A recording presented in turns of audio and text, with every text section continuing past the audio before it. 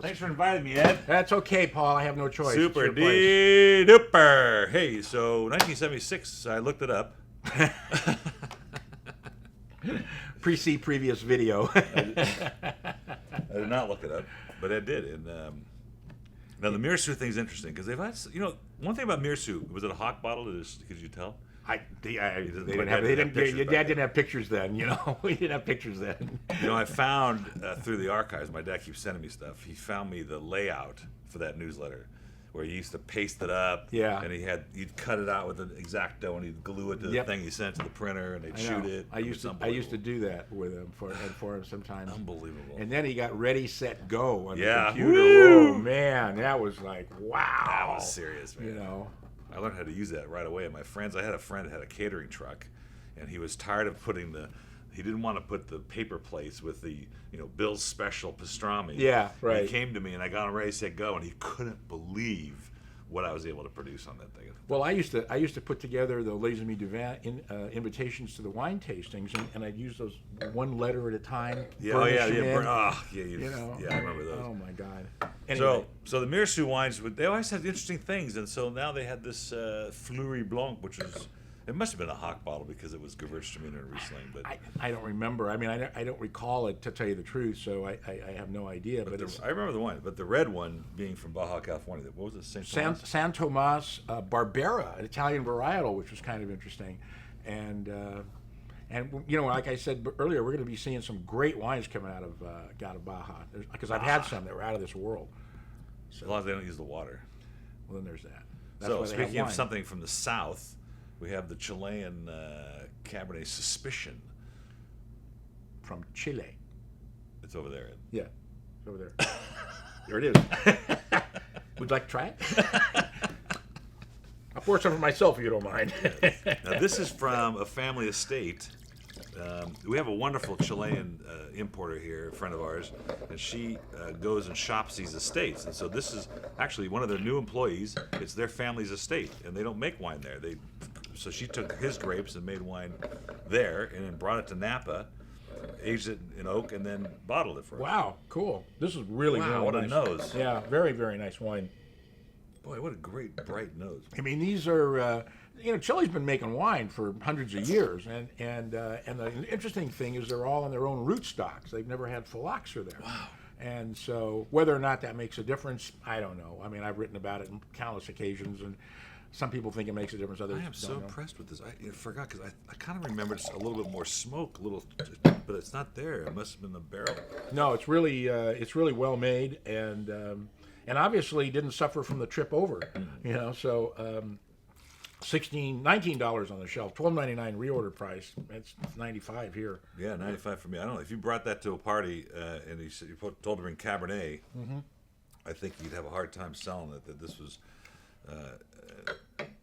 not a $19 bottle of wine. Not Is anymore. that a double negative? Not anymore, anyway. So good. $12.99 on the reorder. That is great. Now, this is one of the most interesting white wines I think we've had in a long time. And that's because it's South African, which we haven't seen. When was the last time we saw South African wine, except for the Flagstone Shiraz we did? And then they bring a Viognier from there. And so it's got that wonderful, it doesn't have that overly tropical Viognier character, but it's got that little bit of smokiness that you get from that part of South Africa. It just was so interesting to me.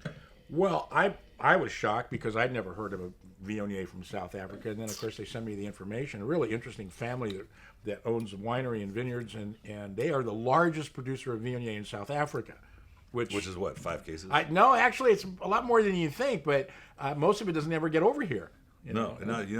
So what I don't care for in South African wines is particularly the Pinotages and some of the reds is that really creosote. In the reds, yeah, they can be pretty like you're pronounced. licking a telephone pole, and this has a faint hint of this sort of charcoal in the finish, but I love it because it's so minor. Well, it's almost anise-like. It's complex, and anise is a perfect example. There's a little bit of anise, but not a lot, not to the point where you're going, oh my God, I want a sausage, or I'm drinking my sausage. What a great.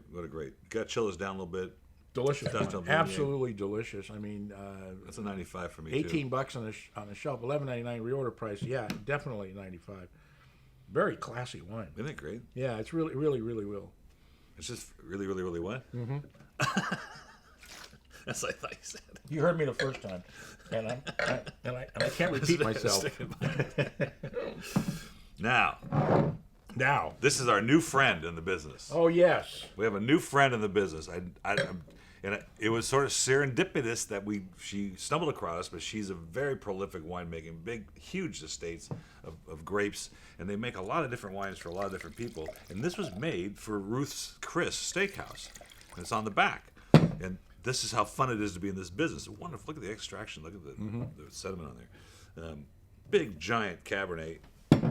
And you'll see on the back it says Ruth Chris, but they sell this, I think, for $80 a bottle at this restaurant where this was made for. But yeah, what's interesting, I mean, wine's incredible, bright wine. Really monstrous wine.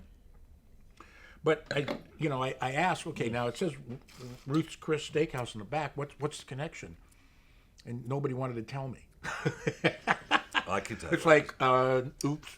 I know. We did it. Oops. I know what it is. There's a franchise. There's a guy that owns 4 or 5 of them, and they made the wine for him, and it's part of their regular product that they sell, and they bottle it with his label. And then I don't know why we end up with it, but it's easily a $19 Cabernet, if not more than that, in its counterpart standards. And you get more for $12.99, and that's a joke. It really is. What's fun is this, they're both equally valuable. They're different wines. This is clearly California, but what's this, Paso? San Ynez. No, Wow. San Ynez Valley. That's the other thing that impressed me. Yeah, and I remember putting that in and writing about that specifically because 20 years ago, 30 years ago, San Ynez wasn't known for Cabernet because they didn't know how to deal with the cooler weather. And once they did, they found out, wow, we can make really good Cabernet So here. good. This has got a lot of life to it. Yeah, this is a killer This is bottle of 96 wine. for me. Yeah, I'm doing 97. I think it's out What? of 97? What? Jeez, You'll notice on the newsletter, there's we sort of, the editor, picks one of the No, scores. I'm the writer. The editor is somebody else. So we pick one of the scores and we blend it. Paul and Ed's score now.